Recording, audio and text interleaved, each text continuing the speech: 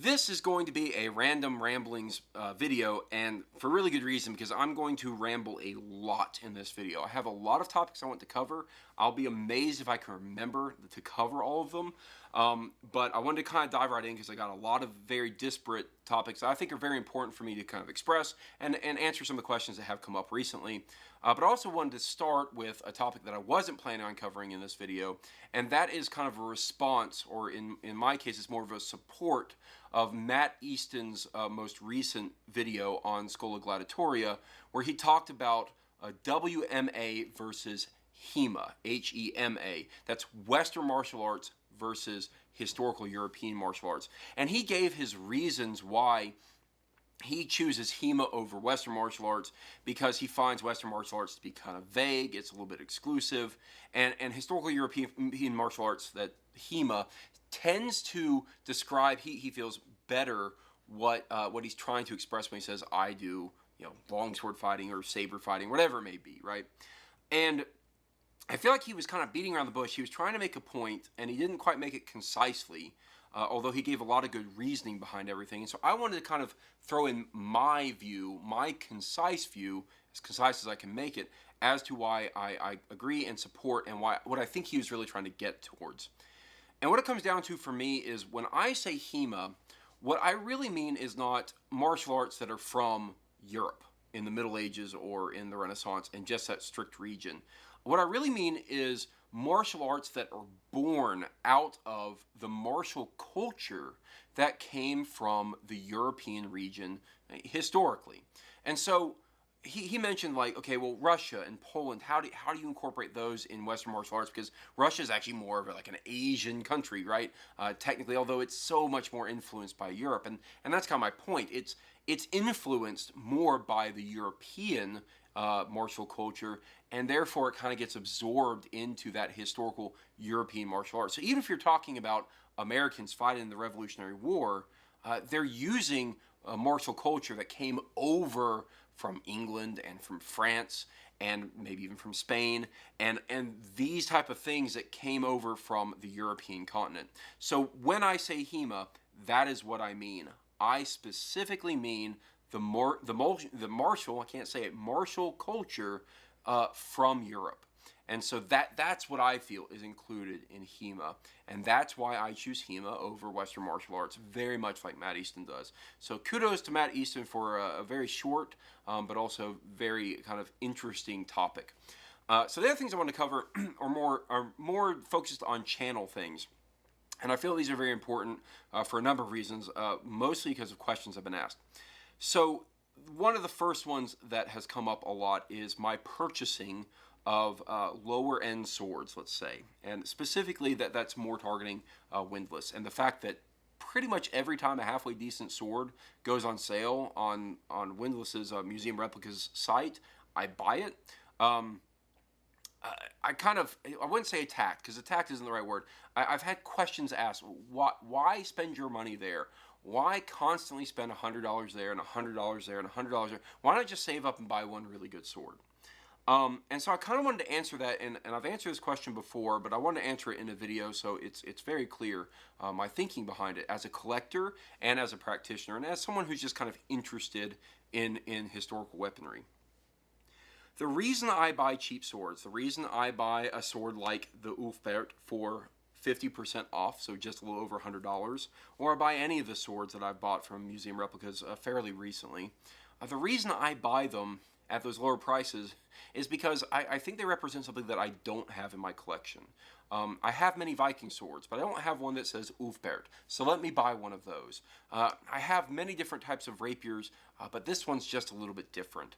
I have many types of arming swords, but this one has a different type of fuller. I have many types of long swords. Here's one with a triple fuller. And so I have these kind of variations that I like to see. And I don't really want to go out and spend $800, $1,000, $2,000 on a sword that has one small little variation. And generally speaking, you've probably noticed this, my higher end swords tend to be a lot more focused in what I'm buying. I tend to be buying very medieval European swords. I don't really go outside of that in my more expensive purchases, because those are the things I really want, and I really love the design of those. I'm willing to invest that extra in there. But as a collector, when I want a cheap Ulfbert, so I can say, hey, look, I have a sword that says Ulfbert. Let me tell you about the history of Ulfbert Viking swords, Viking era swords. It's kind of a conversation piece. It's a part of my collection. And, it's kind of that phrase, variety is the spice of life. That's kind of it. I buy these cheaper swords because they're representative of something that I don't have in my collection, and they kind of spice up my collection. They make it just a little bit better. And it's not to say I don't buy the more expensive swords. It's just I don't buy them nearly as frequently because they're more expensive. And many times they actually require a lead time. So I will actually purchase them, and then they'll sit in someone's work queue, like Albion will have a queue, or Valiant Armory will have a queue, and it'll take a while for them to actually get around to making the sword. So they're there, and they're on their way half the time. But I buy these cheaper swords because I like to build up my collection. And one of the questions that came up with this, as I was having a conversation about it, was, well, do you end up just buying these swords simply because you want to have content for your channel? And I guess yes, to an extent, but that's kind of a weird thing. And so the way I put that was, I run this channel, I have this channel, not in order to have content. I don't buy swords for the content. I buy them for my collection. And because I have my collection, because I'm passionate about it, I make these videos and I talk about it. And there's absolutely no reason for me to buy these swords to make content. And I'll tell you why. Right now, I'm at about 4,500 subscribers, which is amazing. I love it. It's awesome. Beyond my wildest dreams. And really crazy things come of that. For example, I just got my first piece of fan art. There is something I never thought would actually happen. Someone would actually be a fan of mine, that's kind of foreign to me, enough to make art. And so I want to kind of throw a quick shout out and throw up the picture right here from Owl Lizard. And I say that really quickly because it's Owl Lizard, but the L's are combined, so I'm assuming it's Owl Lizard. He made this really awesome art of me, and it's my first piece of fan art, so that's really cool. And I'm going to have to find some way to incorporate this in future videos, but I just want to give that shout out because it's really amazing. But I have a really interesting, very core, and honestly, very thankfully, a passionate fan base, which is really, really, really great. But my channel is not exactly profitable. I'll be very honest, I'll do full disclosure here. In the lifetime of my channel, a full year at this point, having built up from April of last year to now mid to late May of this year, 2016, I have built up a user base from 0 to a little over 4,500 subscribers. And in that time, out of ad revenue and YouTube Red and those type of things, I have gotten a grand total of $245. Now, 100 of those dollars I spent on a new camera, a smaller handheld camera that I could take to things and have a little more mobile and actually have some secondary shots in some of my videos. And the other 145 I spent on a sword that you will actually probably see in the very next video I will post on this channel, maybe in the next couple of days, which will be an unboxing. Because I always said I would feed back into this channel whatever money I made off of it. But in all honesty, of all the swords I've bought, I spent a lot more than $245 overall. This is not a profitable channel. It would take a very long time for this channel to ever become profitable, to not put me in the red. And that's okay because, again, I don't do this channel because I want money or because I want some sort of massive amount of internet fame. I do it because I love the topic of swords. I love showing off my collection. If I didn't have this channel, I would just constantly be inviting people over to my house saying, check out my awesome collection of swords, which I do when people come over to my house. So that is the reason why I buy the swords. They're for me, they're for my collection, they're for my own appreciation of the history behind them and my own appreciation of the martial cultures behind the different swords and the reasons they were built that way and the peoples who built them. Because I'm really passionate about history, I'm really passionate about swords, I'm really passionate about historical European martial arts. And these are things that excite me. And it then spills over into this channel because I love it. And so I really appreciate my fan base for all you've done for me. It's awesome. And I hope to continue to impress. And I know I've been a little bit lax on doing reviews. I've been trying to add different types of reviews. I've done a movie review recently. I will have a review of a book coming out soon. And I will, of course, continue to do weapon reviews. These are all things I will build into it. Some other things I wanted to just kind of speak to, pulling off of the concept of my subscriber base and monetary things. It's never really crossed my mind to do something like I'm blanking on the word, like a GoFundMe or Indiegogo or whatever the one is out there that people can help support your channel. I'm totally blanking on the product, what it's called. But that's okay. Someone will remind me, and I'll go remind myself in a bit. But essentially, I've never really thought about doing that, and I figured I'd probably need to build up a bigger subscriber base before I did something like that, so people could invest in the channel. I would certainly be open to whether or not people think that's a good idea. I'll be honest, I've looked at other people who do comparable channels to me, much larger channels, Schologrim being a great example. And the amount of money he pulls in via those things versus his subscriber base would suggest that it's honestly not worth my time right now to fund one of those. Now, if I have a bunch of comments below that tell me, oh no, I will fund that if you build it, then I will go do that.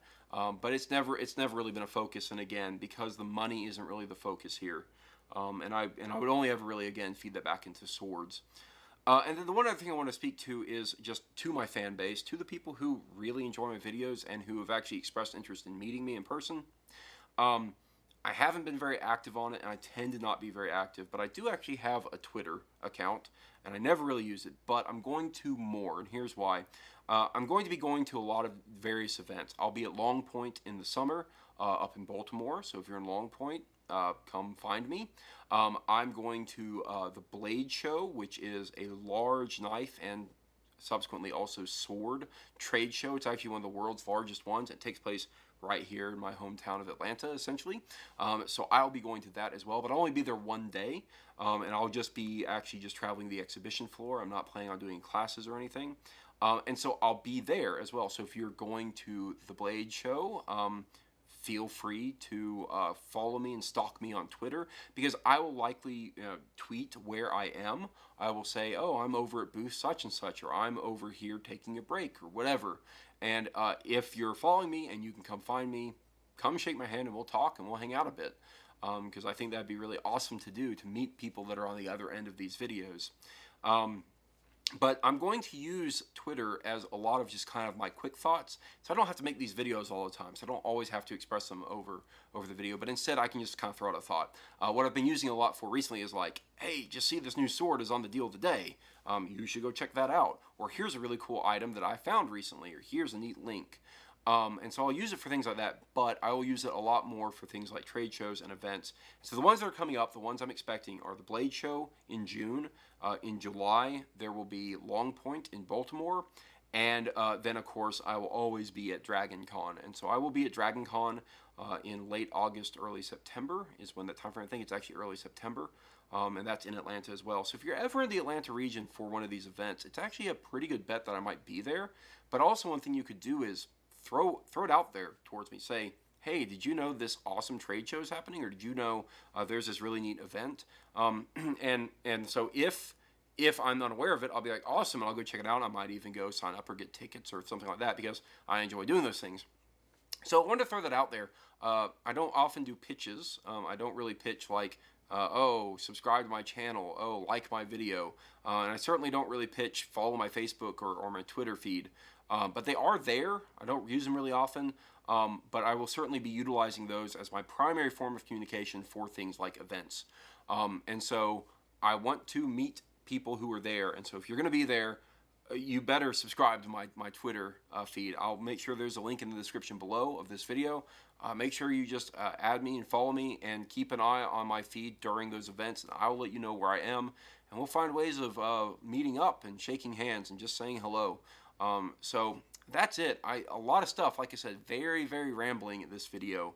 But it's a lot of things that have been on my mind, and a lot of things I wanted to talk about, and a lot of things I wanted to clarify, because at the end of the day, again, I love swords. I hope that my viewers love swords. I love things medieval. It's not just swords, right? It's anything medieval. I love medieval movies, books. I love talking about it. And so that's why this channel exists, because it's a way of me just kind of getting out there and talking to all of you. I hope that, again, all my subscribers, you have been enjoying this channel. I know that the biggest content everyone really looks forward to is my reviews. I know I'm not always so quick on getting those out, but I will do my best to get those out to you as quickly as possible. And I'm going to try to add more variety, as I've said before.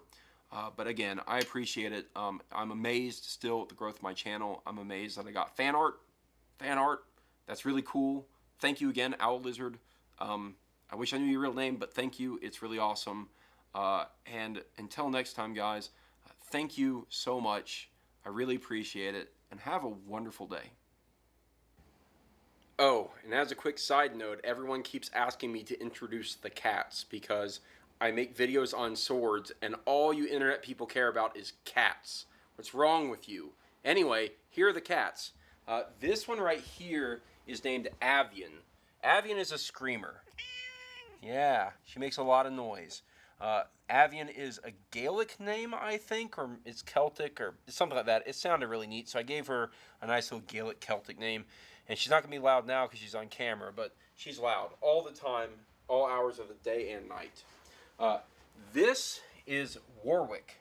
He is our orange cat. He is the devil. He is constantly changing from very, very nice to very, very evil, kind of at the drop of a hat. And of course, he's camera shy. So, there, well, anyway, he's a jerk. But there he is. So, Avian and Warwick. And then the other cat is going to be back here because she doesn't like the other two. So she lays here like a giant lump. This is Morwen. And for you Lord of the Rings fans, you may actually recognize the name Morwen from the book Children of Húrin. But basically Morwen is Elvish for saying the black-haired lady. And that's exactly what she is. She is the very, very sweet cat that I own. She follows me around all the time, begging for my attention, and does everything she can do to sit in my lap and distract me from making videos. So those are our three cats. They are good cats. One is a screamer, one is sweet, and one is the devil.